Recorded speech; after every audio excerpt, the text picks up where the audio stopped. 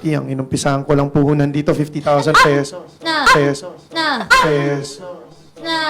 Ay, sorry! Hulaan mo na kung magkano ang kapital na ginamit nila Sir Paul sa pagsisimula ng kanilang Fincotton. Okay guys, papunta tayo ngayon sa Ortigas. May interview tayo sa DZME. Papakilala natin ang Fincotton sneakers. We're very proud to introduce our local brand. 4 years na tayo. Exciting na we're on our way to international expansion. My name is Paul De La Fuente.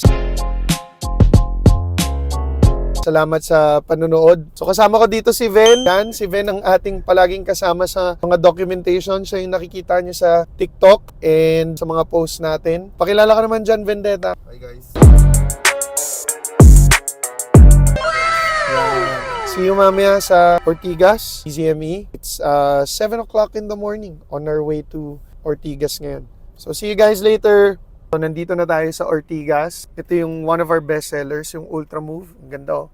Makikita mo, may Fincotton dyan, tsaka yung logo natin. Very, very proud of this shoe kasi we designed this. And sinasabi nga namin lagi, dinisenyo ng Pinoy para sa Pinoy. And hopefully, at some point, di ba, mabenta natin to internationally para mapagmayabang naman natin sa buong mundo na meron tayong Filipino design shoes, di ba? So, ito, available na already ito sa website natin. 2,499 lang to. Hanggang October 10, after nun, it's gonna be 2,999 na again. As early as now, dapat bilhin nyo na. Tapos ito naman, this will be available around 4th week of October, our Makabayan shoes. Pero, pwede mo na siyang i-pre-order sa website. So, Makabayan, makikita mo, meron nakalagay dyan na Pilipinas, di ba? Tapos, colors of our country, di ba? So, red, white, blue, yellow. Excited na ako. Punta na tayo sa DZME for the interview. So, tara na.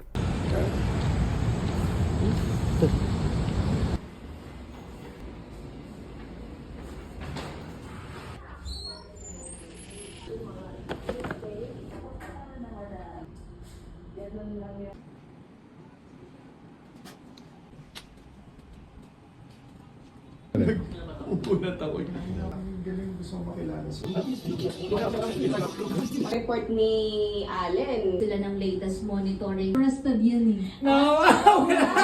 Sir, magandang umaga po! Yes, sir! Yes, sir! Congrats po! Yes po, yes, sir. Wala po, pula po tayo. At kasama na natin live sa ating studio ang founder and CEO ng Fincotton. Walang iba si Sir Paul De La Fuente. Siyempre, hindi siya nag-iisa. Kasama rin si content creator. Ang content creator ng Fincotton, walang iba si Vendetta. Ang inumpisahan ko lang puhunan dito, 50,000 pesos. Oh, no! Ay, sorry. Okay. Mali po ba? Nagising ako. Kung nanonood sila, mananalo sila. Okay. Ay, sorry! Pero yun ang Tama, kung gusto. nanonood kayo, mananalo kayo. Hulaan mo na kung magkano ang kapital na ginamit nila Sir Paul sa pagsisimula ng kanilang Fincotton. 85,000 po. 85,000 pesos! Mary! Magpanginuli ka! Mag-cotton buds ka! At lahat-lahat na! Sayang ang 10,600 pesos! Pinakamahalagang payo naman para sa mga gusto ring magtagumpay sa negosyo. Para lang sa mga tao, huwag kayo masyado magpadala sa social media ng mga nagpapakita ng mga mamahaling bagay, mga Ferrari, mga Rolex, and ganyan and whatsoever. May kanya-kanya tayong pace sa buhay at kung ano man yung gusto mong maabot mo rin yan with hard work. Huwag kang mainggit kasi comparison is a thief of joy. So huwag kang magko-compare, huwag kang mainggit, tuloy mo lang yung ginagawa mo. Sa pagigihan mo lang yung ginagawa mo, mararating mo rin yung gusto mong maabot. Yun lang. Ay, naman. Thank you so much Thank po. you. Thank you Maraming so much salamat po. sa pag-imbita. Salamat po sa Fincotton. So yan, tapos na tayo sa live natin kanina dito sa DZME 1530. So I really appreciate you for following us. So makikita nyo dito, nandito yung mga sapatos natin. Papaalala ko sa inyo guys, naka-sale to ngayon. 2,499 lang hanggang October 10. As much as possible, bilhin nyo na to. Bestseller natin, the Ultra Move. So yon.